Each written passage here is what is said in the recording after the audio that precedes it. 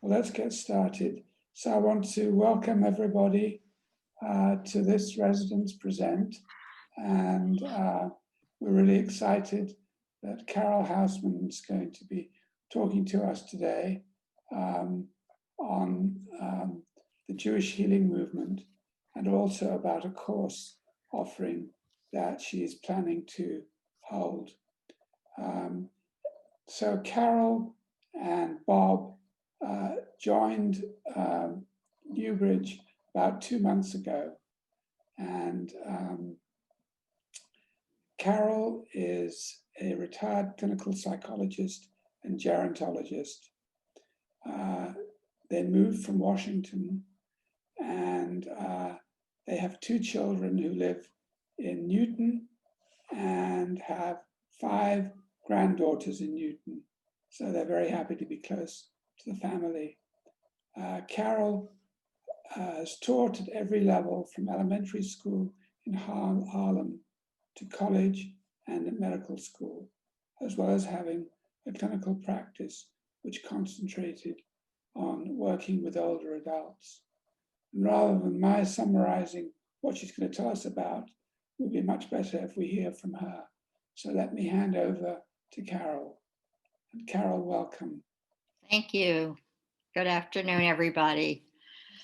I'm glad to have the opportunity to make this presentation. At the end of the hour, I'm going to tell you about a course I would like to offer at Newbridge. But first, I'd like to talk about the important work of the Jewish healing movement. I'll give you my definition of Jewish healing. Then I'll tell you about some of the activities in which the Jewish healing movement engages and some of the tools we use in those activities. Last, I'm going to tell you some stories, some of the wonderful moments. First, a definition. You may be familiar with Debbie Friedman's version of the Mishaberach, the prayer for healing that is sung in many synagogue services. In it, there's one line which to me summarizes beautifully the Jewish concept of healing. That line is, "May the source of strength, who blessed the ones before us, help us find the courage to make our lives a blessing." In a way, that line says it all. First, it calls upon God, the source of strength. Then it calls upon our history and our tradition, who blessed the ones before us. Then it calls upon our own inner strengths, help us find the courage. And then it tells us to be mindful of all that we do have, to make our lives a blessing. God, our history, our own inner strength, our blessings. The purpose of the Jewish healing movement is to help people access all of them and to reconnect with Judaism at a time when they need it most, at a time of pain, loss, illness, or estrangement, which is also the time when people are most likely to turn away from God and from Judaism. 20 years ago, you wouldn't have found discussions about Jewish healing and spirituality on the internet or in synagogues or even in rabbinical seminaries. But today you'll find them in all those places. I actually went to a lecture recently entitled, "Why God is Making a Comeback." Many different reasons are given for this. The general return to spirituality in America, the presence of more women in the rabbinate, the fact that baby boomers are getting older and dealing with their parents' deaths and worrying about their own aging and dying. And perhaps the 50th anniversary of the Holocaust had something to do with it, as Jews examine and debate God's role in good and evil. In the Mishaberach, we ask God for a complete healing of body and spirit. Healing of the body is called cure, but there's a kind of healing that can occur independent of cure. The achievement of a sense of wholeness and comfort when illness, pain, loss, estrangement has occurred. It's the realization that we're more than what ails us, more than a person with cancer, more than someone going through a tough divorce, more than a bereaved parent. That's the kind of healing I'm talking about. I'd like to tell you about some of the activities in which the Jewish healing movement engages. A major focus is offering spiritual support groups for people who are ill or bereaved, estranged from a family member. I'll tell you more about these groups in a little while. One of the central practices which the Jewish tradition teaches is the mitzvah of Bikur Cholim, visiting the sick. Actually, it's not just visiting, but being present with those who are ill to help them combat the isolation and abandonment that people who are ill often feel. Bikur Cholim is actually a commandment in Judaism.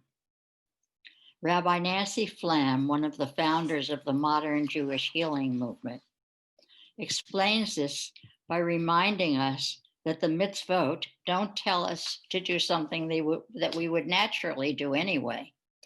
For instance, there's no commandment to build a house or to eat or to take care of our children, because we would naturally do those things. But she points out that there is a commandment, for instance, to hang a mezuzah, because that just doesn't happen to come naturally. Well, there's also a commandment to be present with those who are sick. Maybe you would naturally visit a beloved person, but you might tend to overlook someone who's not as much fun to be with. Hence the commandment, which is incumbent on every Jew. The mitzvah of Bikur Cholim changes us as we do it. It makes us more compassionate and more aware of our own blessings. Many healing centers focus on training people in the practice of Bikur Cholim. In addition, the Jewish healing movement offers healing services in synagogues. You may have had some of these services in your shul. They're a way for Jews to come together to share their pain and their prayers for healing. Whether visiting the sick, holding a healing service, or conducting a spiritual support group, there are certain tools that the Jewish healing movement uses. We look at our blessings and express gratitude for them.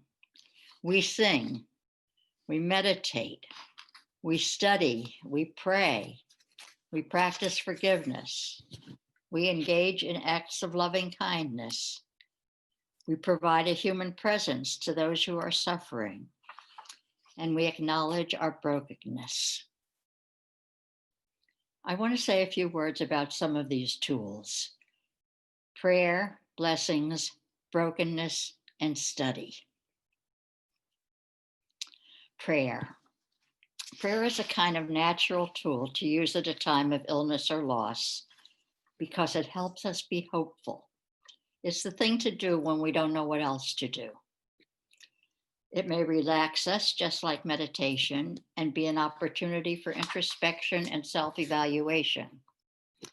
It connects us to our tradition when we recite the words that millions of Jews have recited before us. The question of whether there's anyone listening to the prayer is a personal one. Many of us are sure that there is. But even without that conviction, there are those other benefits that come from prayer. In the healing movement, we use many prayers from the liturgy, ancient and modern, and in addition, we often make up our own. Rabbi Reuven Hammer, in his book called Entering Jewish Prayer, suggests that some of the best prayer combines something from the liturgy with something from the heart. In our spiritual support groups, we often ask members to write a prayer. Let me give you an example of that from a woman named Sarah who lost her father. She is an Orthodox woman with deep faith.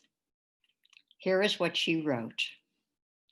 Dear God, I thank you for answering my prayer that my dad not suffer at the end of his days. I thank you for taking him peacefully. I felt your presence on that day in the comforting thoughts that he was at peace. I even felt you with me when I made all the arrangements for his burial, in the courage I had to take on those tasks. For your presence and for my experience of the gifts of strength, courage, and peace, I thank you. But where have you been since then? Why did you take away the peacefulness I felt? I've been feeling alone and abandoned by you since then. I pray to feel less alone with my sorrow. I pray to feel the warmth of your presence once again. And I pray for the patience that is required of me to weather the storminess until the sun shines brightly once more. She ended with, may the words of my mouth and the meditations of my heart be acceptable to you. Next tool I want to talk about is brachot, awareness of blessings. It's another powerful tool. It means articulating the things for which we are grateful. More and more people are looking for blessings to say before chemotherapy or before surgery. As in prayer, sometimes they pick blessings from the existing liturgy, but it's also creative to make up our own. And there are now many books that contain modern blessings to fit modern medical situations. One of them, called When the Body Hurts, the Soul Still Longs to Sing, published by the National Center for Jewish Healing. It's a book of blessings written by Jewish AIDS patients who didn't feel that the traditional blessings quite did it for them. They were able to find that almost always, even in their darkest times, there's something in their lives that doesn't hurt.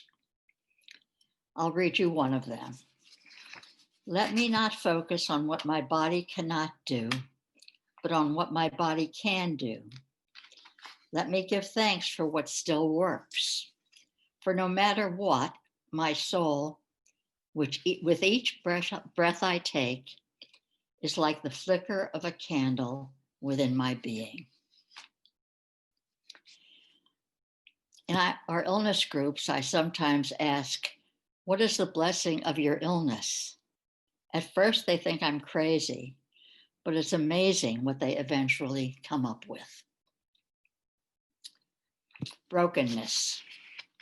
You remember that when Moses descended Mount Sinai, he found the people worshiping the golden calf. In rage, he shattered the tablets of the law. What happened to those shattered tablets? Well, one interpretation is that the people gathered up the pieces of the broken tablets and carried them with them in the ark, along with the new whole set of tablets, throughout their journey in the wilderness. What a metaphor for acknowledging our pain. Brokenness is just part of our lives, and we have to speak of it out loud and share it with our community. Breaking a glass at the end of a wedding is another acknowledgement of our brokenness. At the moment of a couple's greatest joy, our tradition tells us to stop for a moment and remember the suffering in the world, to weave that reminder into our happiest moments. Similarly, we recite Yizkor, memorial prayers for the dead, on the three most joyous holidays of the year, Pesach, Shavuot, and Sukkot, as well as on Yom Kippur. We pause in our times of celebration to acknowledge our losses. As I mentioned earlier, a major activity of Jewish healing centers is offering spiritual support groups, which give members the opportunity to help others, which in itself has great healing powers. And one of the main tools that is used in these groups is study. We always present a piece of text to which we ask the people in the group to respond. The text may be from the Bible, the Talmud, or even from the newspaper. We present the text and then wait to see what happens. So here's what happened in a group we offered for widows when we presented the story of Lot's wife. You all know the story. It's short and terse, barely more than a few scattered verses. God is destroying the cities of Sodom and Gomorrah, and in the burning city remain Lot's daughters whose husbands refuse to leave. The rest of the family, mother, father, other sisters, are leaving. The father, Lot, has been told by God's angel that under no circumstances is he to look back. We're not quite sure what his wife has been told, but most commentators think that she also knows this instruction. But she looks back anyway and turns into a pillar of salt. End of story. Well, that strange, stark pillar of salt has really captured the Jewish imagination. The story is filled with metaphors, the themes of holding on and letting go, of being stuck after a loss, not able to move forward and not able to turn the clock back, the themes of anger at and defiance of God, the symbol of salty tears. Members of our spiritual support groups for bereaved people really identify with the tale of that ancient woman who willed herself never to move on. Lot's wife embodies both the necessity to grieve deeply and the fear that the intense memory will destroy any possibility of sweetness and joy in the future. The symbolism in this simple story brings out many feelings and many new interpretations based on the bereaved people's own experiences. They talk about their anger at God, their stuckness, their guilt when they take a few steps forward. In another group for widows, we presented Psalm 77. I can't remember why we picked that particular psalm, but I can remember what happened. When we got to verse 3, someone stopped us and broke in with, "That's it. That's how I feel. Verse 3 is it." Verse 3 says in part, "My soul refuses to be comforted." The widows talked about being members of a club they didn't want to join, and only they know about refusing to be comforted, about the guilt they feel when they move on with their lives. Paradoxically, of course, they found that talking about it and sharing their common feelings gave them comfort and power. Several years ago, we had a group for parents of children who are estranged from them. I actually could talk about this group all day. It was so very moving. Some of the people in this group hadn't seen their children in 20 years. People who are estranged from their children can't find any closure. There's no ritual for them. Nobody asks them about their estranged child. This was really the only place they had to talk about it. We began by presenting the story of Abraham and Sarah and Ishmael and Isaac. We expected to use that story for one meeting, but they kept coming back to it, session after session. Of course, they related to the miracle of having a child in her old age, of Sarah having a child in her old age, which to them meant that maybe they too would experience the miracle of their child returning to the family. but they focused on Abraham's agreeing to Sarah's demand that he send Ishmael away. They knew that Abraham had argued with God elsewhere, so why not here? Here they were, wanting nothing more than to see their children, and he just sent his away. Genesis 21 says that Ishmael did all right in life after he was sent away by Abraham. He became a bowman, and his mother got a wife for him. This got the group members talking about how bittersweet it is to hear that your estranged child does well in life. Bittersweet because you can't get any nachas from it. One woman in the group told about how she once sat outside her son's law office to watch him go in his nice suit and carrying his fancy briefcase.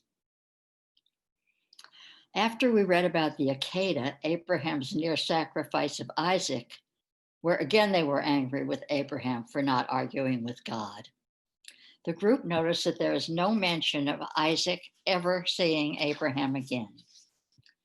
The group saw Isaac as an estranged child, just like them.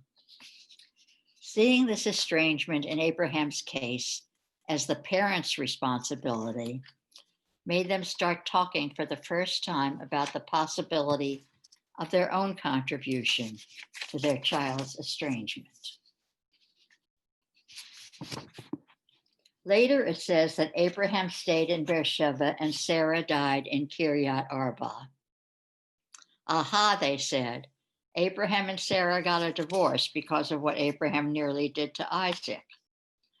This led to a poignant discussion of how the estrangement from their own children has affected every member of their families, as well as their own marital relationships. It was a very tense moment in the group when they learned that Isaac and Ishmael, the two estranged sons, showed up at their father Abraham's funeral. They wondered if that would be true in their cases as well. Later, the same group read the story of Joseph and his brothers. You know, the brothers who were jealous of him because he was Jacob's favorite son and threw him into a pit and told their father, and sold him into slavery and told their father that Joseph had been killed by a wild animal. Later in life, Joseph becomes the second most powerful person in Egypt, yet he never bothered to send a message to his father Jacob to let him know that he was indeed alive, despite the fact that he must have known how much Jacob was suffering. They reflected on how hard it would be for an estranged child to come home after many years. Some of their anger turned into empathy and understanding near the end. We didn't bring their children back to them, but they did experience some healing and softening. By the way, this group was formed more than 15 years ago, and I recently learned that they are still meeting on their own.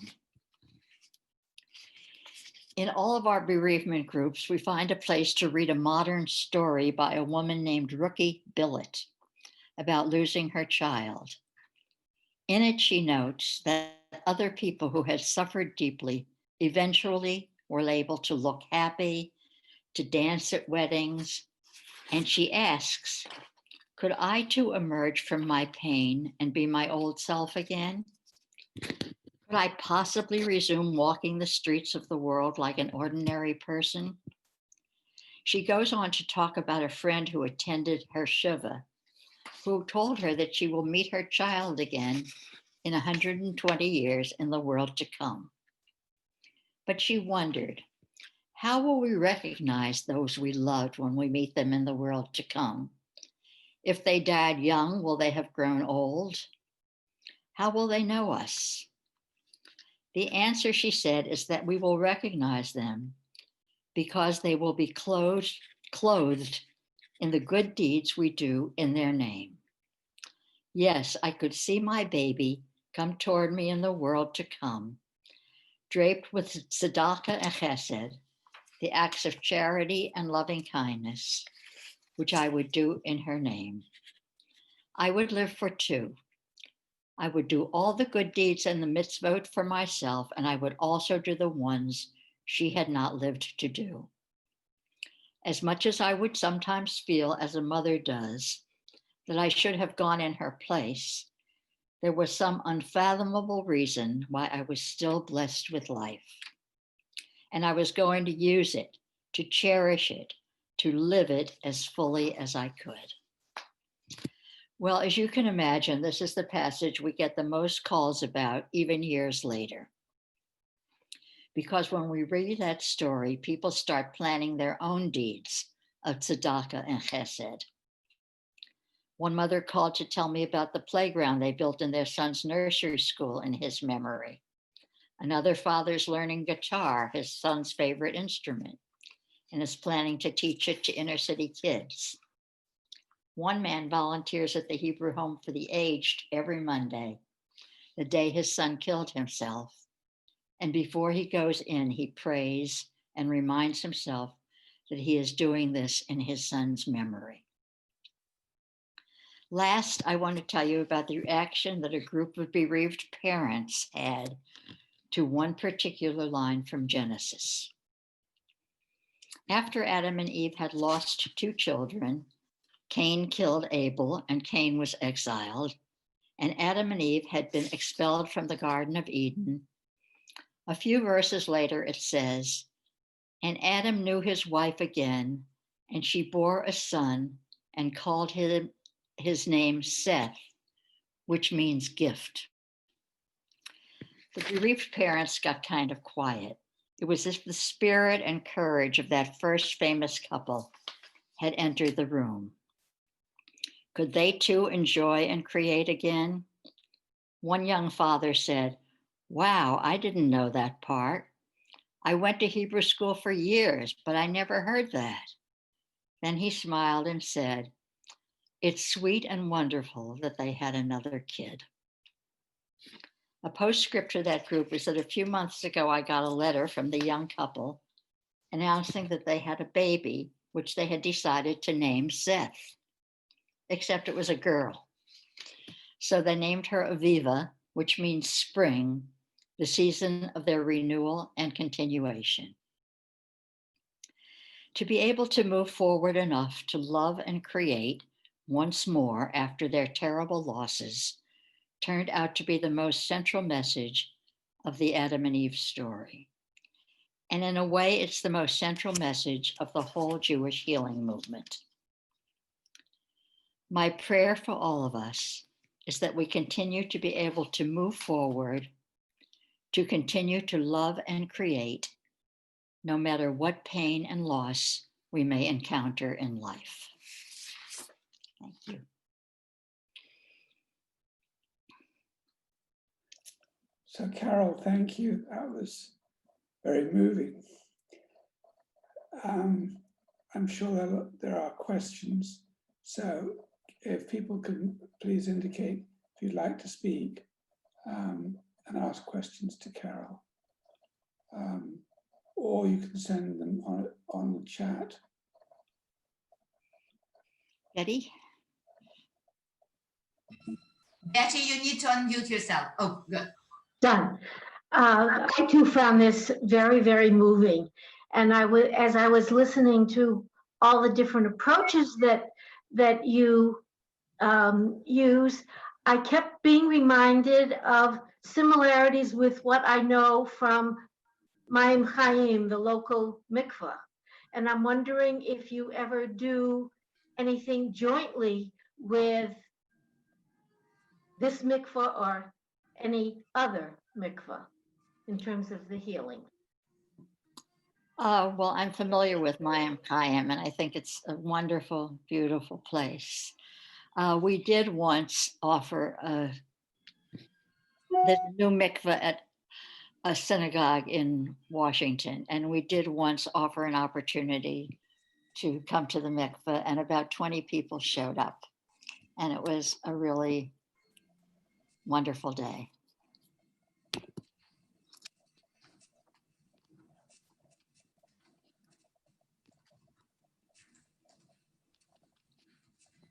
Nancy? Marlene. What will the course be, Carol? Okay, I'm hoping to teach a course called Looking at Aging Through Literature.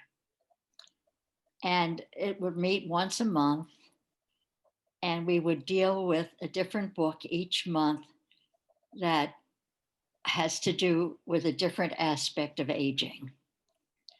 And it's more an aging course than a literature course. And we are going to start with a book called Carry Me Across the Water by Ethan Kanin.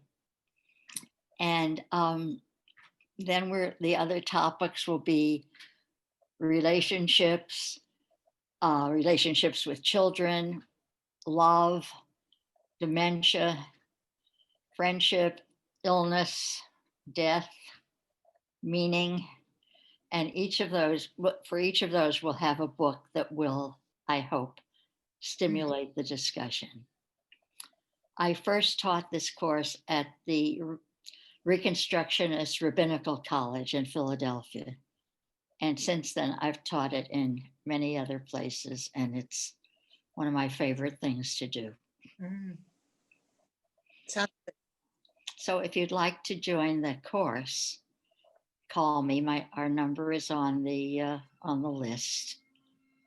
And it's going to meet probably on Tuesday afternoons at 1:00, the last Tuesday of the month.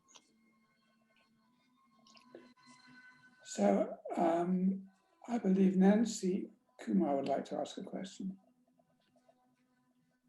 I welcomed what Betty had to say, because I was also going to say something about Mayim Chaim, and to note that it is a place that helps people to mark many different kinds of passages and transitions in their lives, which involve both loss and gain.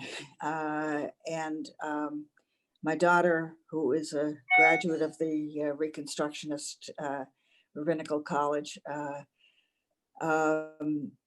wrote quite a few of the prayers that have been compiled in a lovely collection there to recognize transitions, losses, and special times in one's life. So I just wanted to put in a plug for Mayim Chaim, and thank you very much, Carol. This was very moving. You're welcome.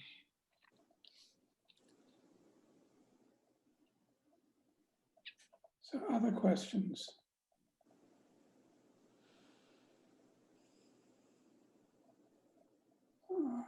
Carol, do you have a limit on how many people you will have in the class? I think 12.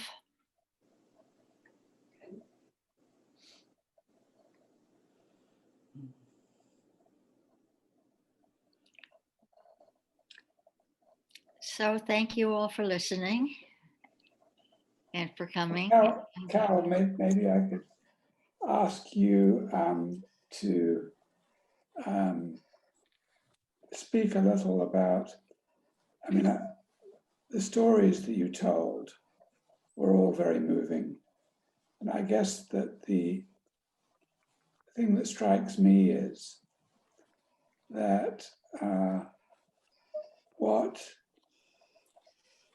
your work and the work of your colleagues is doing is bringing out a very wonderful human strength in people.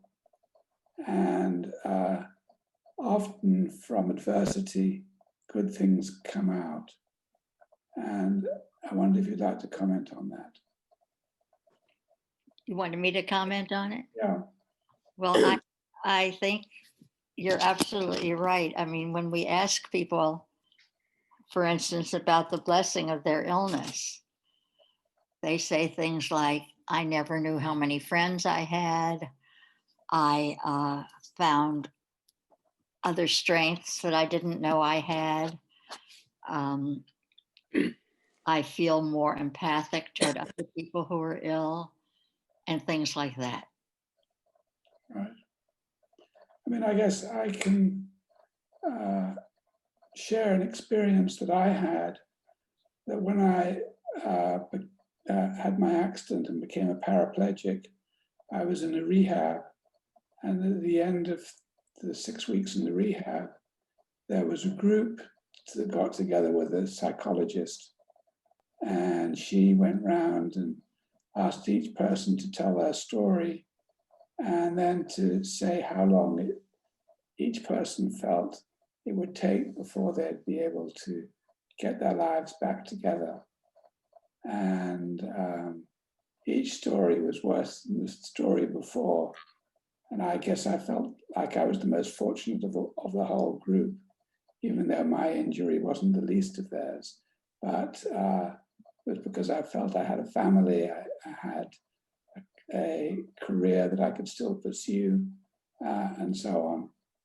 But at the end of it, she said, well, it's going to take you a minimum of 5 years. And I could have gone and throttled her. I was so angry. I had said it would be a year because one would go through all one sort of life, the annual, all the seasons and all the Yom Tovim and everything else. And then, life would go on. But in fact, she was probably correct. But it struck me at the time, and actually, I felt that I actually became a better person for having gone through the experience. A person you like better? Yes, I think so.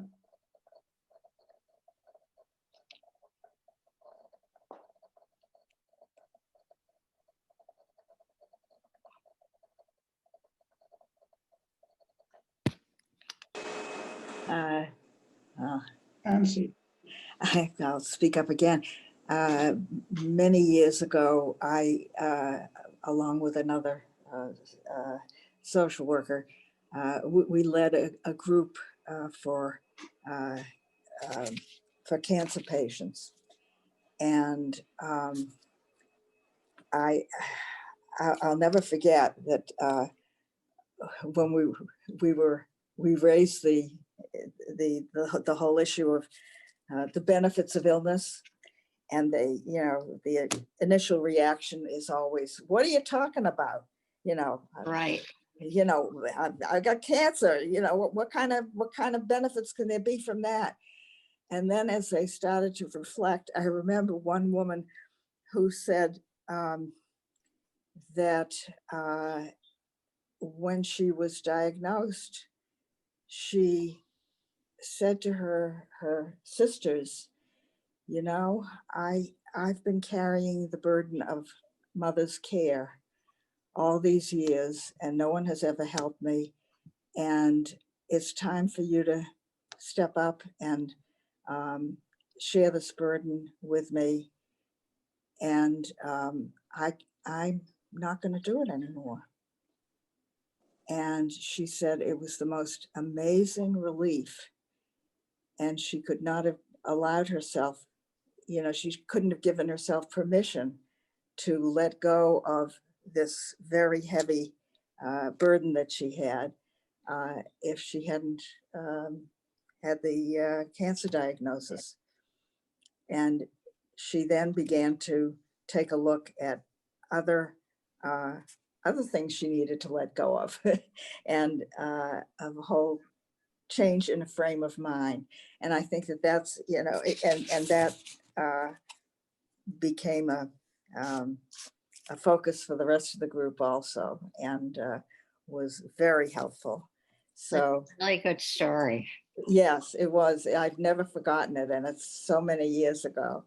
And the surprise that people have in discovering that adversity can bring some benefits. Right. Thank you for telling us that. Hi, I'm Sid. I really, really appreciated your presentation, your talk, your words. A lot of it really struck me very deep. A lot of times my friends say, okay, let's end with a joke or something to laugh about. So I hope this isn't too off-putting, but you were saying about how will we recognize each other in the world to come, and it will be because you'll be wearing your good deeds. And as I was listening to this, I just returned home. I was walking down from the cottages to the main building to get more of the food containers to donate. And I was carrying them back when you said that, and I thought, they're going to recognize me by having food containers hanging all over my body. That certainly is a mitzvah. That's how I recognize you, Sid. That's right. What'd you say, Helene? I said, that's how I recognize her. No other way. I have no other No, distinguishing. of course not. Of course not. And Helene, you'll be walking around with the Hanukkah packages. Yes, yes. Well, I'm also the bag lady, so I Yeah. collected the paper bags to take to the food pantry. And, Right. but I'm not the only one. Mitch also does a fabulous job. He takes bags down to the Needham Library. So, because they use them when you call in or when you reserve a book, they put it in a paper bag outside the library and tell you that it's ready, go pick it up. Ah, okay. They've been That's doing good that to for, know. yeah. So anybody, this is a plug, might as well get a plug in. If you want them to go to the food pantry, leave them behind Joe. If you want them to go to the library, leave it at the front desk. And if you have And, your clean used food containers, please put in a paper bag and put down at the main desk by Mary. The other thing is, if somebody needs bags picked up, call me. I'll arrange to have somebody pick it up for you. Because people in the villas were saying that they didn't have any place to leave them. And it was a pain to schlep them to the main building. So give me a holler, I'll come get it. That's great. Otherwise, it's such a waste. Yes. These Yes. people can really use them. Mm-hmm. Mm-hmm. How long do you expect your course to go? Either 6 or 8 months, once a month. Because I imagine there might be more than 12 people interested. Are you interested?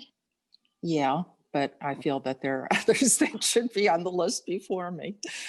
So, Well, we'll see. I mean, if there are 14, I would probably say okay, but okay. we'll see.